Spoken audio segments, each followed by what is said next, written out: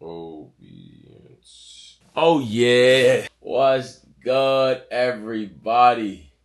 In a real way, we got another phenomenal word. Shoot, my vernacular I've been throwing at y'all these last month has been nothing less than amazing. Today's word is consistency. Conformity in the application of something, typically that which is necessary for the sake of logic, accuracy, or fairness. We're talking about consistency in the way of doing something repetitively over and over and over until it simply becomes unconscious. All right.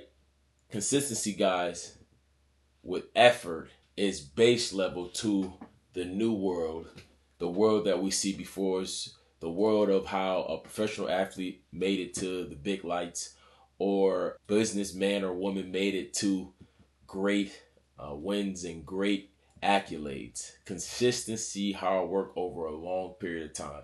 Shoot, smart work, because what I'm learning is that you really want to work smarter, not harder. But smart work, if applied correctly or efficiently, will be hard work. It's just you're going to get a greater ROI than you would the typical way that majority of society sees that phrase of working smarter, not harder. All right. Consistency, guys, can change any and everybody's life when followed accordingly. But again, like I say in every single video, if it was easy, everybody would do it. All right. It's the reason why it's so valuable, because it's not something you can just do and understand overnight. You have to be highly intentional. All right. So, Anthony here, back. Another day posted on YouTube every single day till I get 1,000 subscribers. Being more intentional with my content slowly but surely.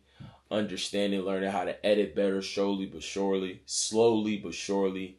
And just stacking days, taking baby steps to eventually one day it's going to be a big one. One day success is going to hit, and it's borderline will feel like it's overnight, but really it's a lot of things that happen in the dark that now has the opportunity to be shed to the light. Speaking of a light, I just got myself a new light, if you can't tell. Came in a few days ago and I'm liking it. You know, look at that. It can go brighter, it can go darker. Actually, that's actually a better tempo. And then hit it with my other light. Oh, yeah. Regardless, the light matters while I'm at my desk and talking to a lot of individuals with business calls and just progressing through life using my laptop, my knowledge, and growing more and more on my self-worth and who I am and what value I can provide to the world and what the world can find value in me, and just iron sharpening iron, because in this life you only get one of them. And like I also always speak of, you only live once. The opposite of what everybody promotes, how you only live once. It can be do something that can potentially mess your life up forever. No, I'm talking about the other side of you only live once. Of doing what you want to do in this life, what you have a burning desire to do in this life. So once you accomplish that, you can look back and be grateful, not regretful. Oh, pat on your back, Anthony. Also, today is day 31 of 365 of being sober. So this is a phenomenal and truly magnificent milestone. I am just thankful, have immense gratitude that I took that leap of faith in a very dark place internally with myself and my environment, and now in another position to grow. I'm in that vital position of moving forward, and I got to give first and foremost all thanks to the man above, God, Jesus Christ, because it seems like I went out to my uncle and auntie house. We was talking about just a bunch of things. And one thing, I was going into the depths of, I believe in this and this and that. And, her response was, you do know we have a jealous God. He's almighty for a reason. You give it to him and he brings you back tenfold of what you could have ever expected, just in abundance. I'm unable to put that specific feeling I felt when those words were blessed into my ears by my aunties, it was different. It was unique. I never heard it like that pitch perfect. Could have been right timing. I'm unable to really put my finger on what it was and why did finally, when she said that, it resonated. How it never did the plethora of different times she spoke of that in other variations before, you know. But I thank him above because he spoke to me. Not for sure how longer, but she then ended up sending me a link to a church 2819, and I watched one video, then I watched another video the next day, another video the next day, and then I opened up this book I got from them a few years ago, and I followed that daily.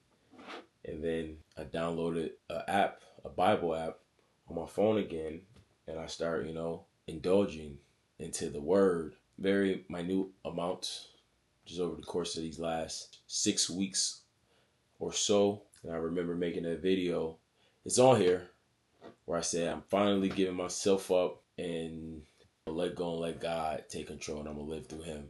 And at that moment when I said that, and then stood on business with my actions, life has been different. Life has been different. So now today, oh man, first and foremost, gotta thank the man above. All glory to God. And I've been at church every Sunday. Currently, right now, I got homework by Pastor T over at Bayview Church here in San Diego, California. And he expressed to just let God change one room. He wanted us to say Ephesians 4:20-24 every single day. Just once a day, but he even challenged us to do it 3 times a day. And to even add to that, hold somebody else accountable so y'all can be accountability partners. And just focus on changing one room in your mental office. That's it. So there it is right here. And it goes, but that's no life for you. You learn Christ. My assumption is that you have paid careful attention to him, been well instructed in the truth precisely as we have in Jesus. Since then, we do not have the excuse of ignorance. Everything, and I do mean everything, connected with that old way of life has to go. It's rotten through and through. Get rid of it, and then take on an entirely new way of life. A God-fashioned life. A life renewed from the inside and working itself into your conduct as God accurately reproduces his character in you. You add that with real emotion, and you storing up something that's going to last forever. So that's where I'm at, and I can't wait to talk to y'all tomorrow.